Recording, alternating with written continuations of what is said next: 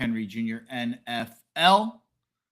And we just got a solo Saturday morning spread here, getting the picks out to the people. A couple college basketball picks. Sorry for being late here, a little under the weather when I woke up this morning. So this doesn't seem to be streaming out to Twitter. Oh, that's an issue. It appears. So let's make sure that we fix that here.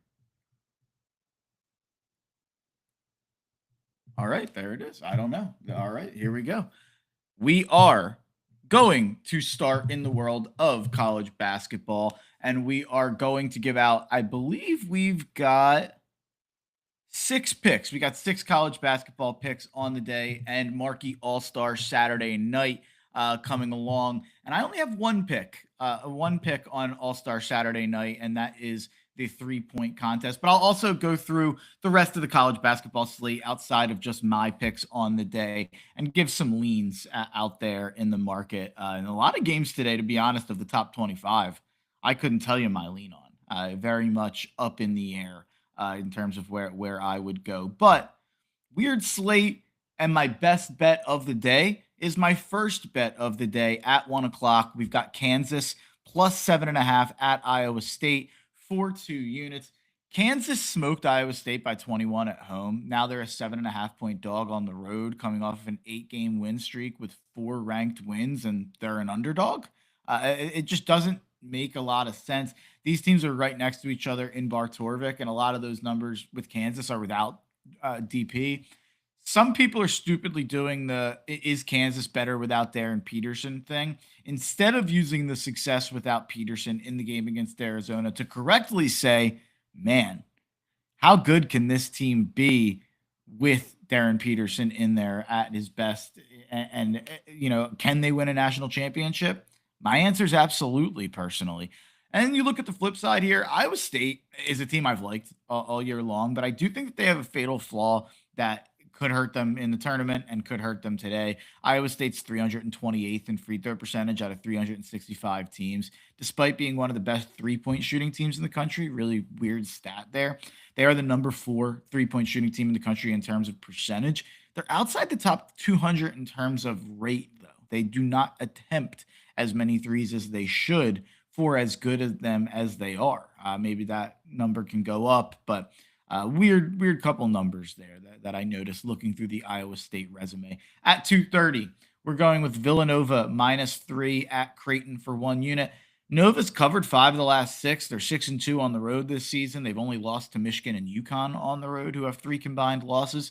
They're well balanced with the number 42 offense and the number 38 defense. So you feel pretty good about both sides of the ball. While Creighton's 60th on offense, and that's their good unit, they're 130th in defense. Creighton also 7-18 against the spread, 2-7 against the spread as a dog. Both are some of the worst against the spread records in the country. They have failed to cover their last 5 games. Now, one of those 2 spread covers was an outright win by Creighton against Villanova in Philly, or I guess I should say on the main line.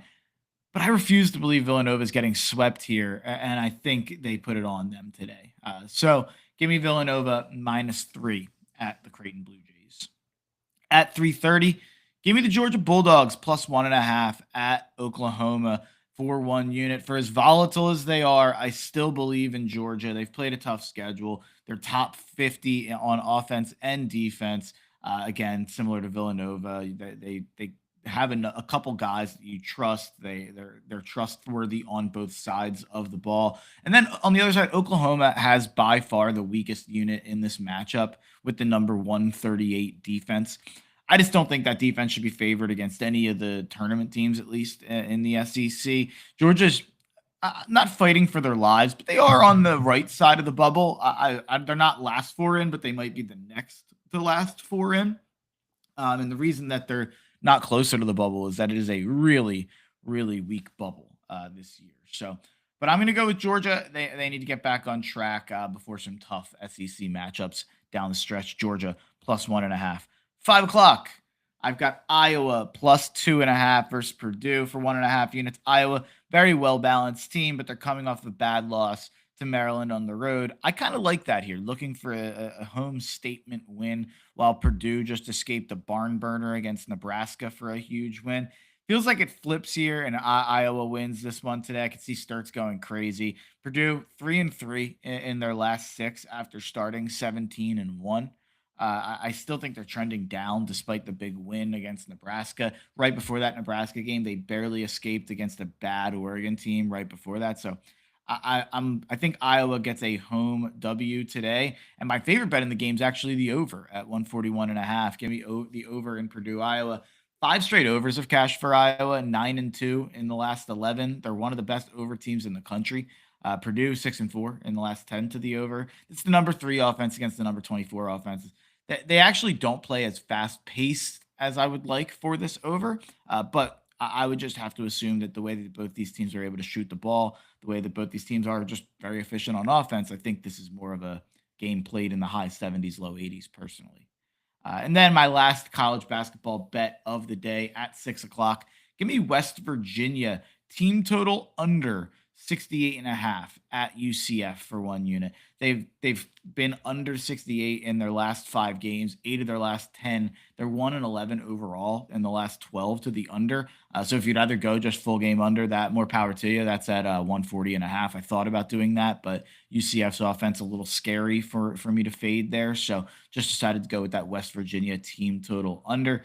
The other games that I have any leans on today at 12 o'clock, Clemson at Duke, I would lean towards the under at 133.5. I think both teams are like 3-7 or 2-8 in the last 10 to the under there. 12:45, I would lean towards UCLA plus 16 at Michigan. Michigan, that's just so many points. I feel like that's disrespectful to probably a tournament team. And UCLA, definitely a bubble team, but probably a team that I think ends up in the tournament. Michigan, good team. Good team. Obviously, I think they're the best team in the country. I have my future on them, but 16 is a lot of points. 1 o'clock, Northwestern at Nebraska. I would lean towards the under there at 145. I think it's probably a Nebraska blowout there, but one that stays under that total. 2 o'clock, Pitt at North Carolina. This is one that almost ended up on the card. I almost went with the over at 144.5, but no Caleb Wilson. All those trends kind of go out the window for me. 4 o'clock, this was the closest one to ending up on the card. Duquesne at St. Bonaventure. St. Bonaventure, a 1.5 point favorite. I think that they should be favored by more here. They beat Duquesne in Duquesne. You look at the metrics, I kind of like the Bonnies more, honestly. So I just ended up fading away on it. But the Bonnies would be my lean there at 4 o'clock if you're looking for a little bit of a money in the dumpster, a 10 game. 6:30, maybe the best game of the day, right there with Kansas, Iowa State, both in the Big 12. 6:30, Texas Tech, 9.5 point dog at Arizona. This is a gauntlet for Arizona. You have to imagine they find a way to win this game at home, but would not surprise me whatsoever if Texas Tech wins. But I'll take them to cover if I'm making a bet on every game. 8 o'clock, Virginia at Ohio State. I would lean towards the under there at 147.5. 8:30, Auburn at Arkansas. No Keyshawn Hall for Auburn. So I would actually lean Arkansas 8.5. I would lay the 8.5 with Arkansas without Keyshawn Hall. He's just too important to what Auburn does with how badly Tahab Pettiford has played this year. 10 o'clock, Nevada, 8.5 point dog at San Diego State. I would lean towards the Wolfpack of Nevada there, and that might end up on my card depending how the slate plays out. Same thing at 10:30, Santa Clara plus 4.5. I would definitely lean Santa Clara against Gonzaga. I actually thought that line was going to be like 6 or 7, and I would have definitely been on it. And I think they should be like maybe a 2 point dog, maybe a 1 point dog, maybe even closer to a pick 'em. But the number being lower than I expected and lower than some of the markets out there expected, uh, I, I shied away. But my strongest leans that didn't end up on the card are St. Bonaventure, Texas Tech, Arkansas, Nevada, and Santa Clara. Let's get over to Marquee All-Star, where I've done pretty well. Last year, I think I lost all my bets, but I think I was on a 4 or 5 year run before last year of hitting at least one big plus 500, plus 600 type bet on Marquee All-Star Saturday night, which is where I earned that nickname that I gave myself. So for the 3 point contest, of course, I want Tyrese Maxey to win at plus 750. And if you're a Sixers fan out there wanting to place a bet down on Maxi, how could you not want to do that? You're rooting for your guy. I feel like it's been a while since the Sixers have had a 3-point contest guy. Maybe I'm totally blanking, but it feels like it's been a long, long time to be quite honest. So I'll be rooting my heart out for Maxi, but I'm going with Devin Booker, who I got at plus 700. He's won one before. That's pretty simple. He's shooting 30% from three. I get it. But I think Devin Booker might be one of those guys who actually does better in these competitions than he is as a 3-point shooter overall.